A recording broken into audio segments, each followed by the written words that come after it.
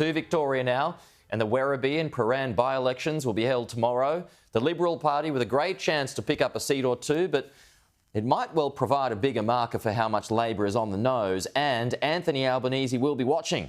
Joining us live is Victoria's opposition leader, Battin.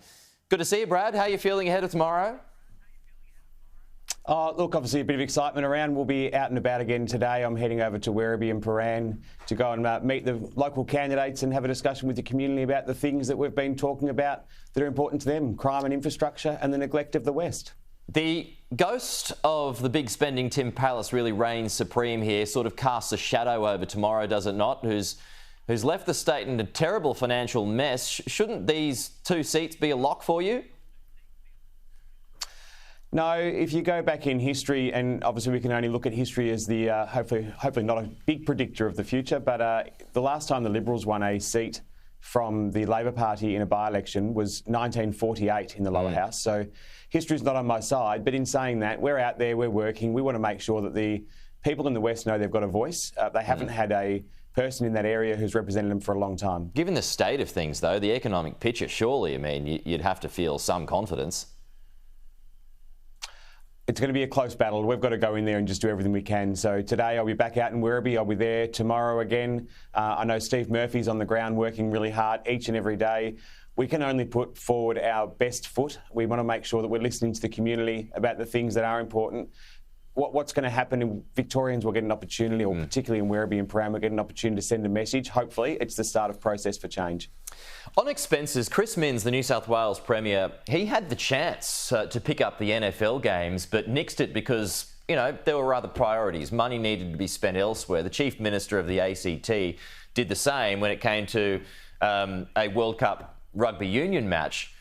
Victoria picked it up, though, even though it couldn't afford the Commonwealth Games. So was this responsible spending in your view? It's always great to have sports here, and we know that Melbourne itself is already struggling. Our hotels are struggling to fill up. We've got cafes closing and shops shutting. So we want to make sure that there is sports events and places to come into Melbourne so it's a place to travel and be a tourist destination. However, what we've seen here from this government, we saw them waste $600 million on the Commonwealth Games. That is the kind of money that's been wasted. We can't spend now in our state. We're spending $200 million to run the games overseas. So yeah, I think it's the government have to have a real consideration of what they're doing with their funds here in the state. So we already know we've got a huge debt. Sorry, Brad, did you support these NFL games? No, that's right. Oh, look, as I said, I've always said we are the sporting capital of the world, and we want to make sure we continue that. We want to make sure, though, that there's an economic return for it so we can keep our businesses going, create jobs and reopen these restaurants and shops that have closed. So we do have to have a plan that brings in sports and attracts people from around the world. What are you going to do, though? I mean, if you start to get some momentum where you're looking like, you know, possibly becoming the next Premier, you're going to have to start making cuts left, right and centre, are you not, to rein in the debt?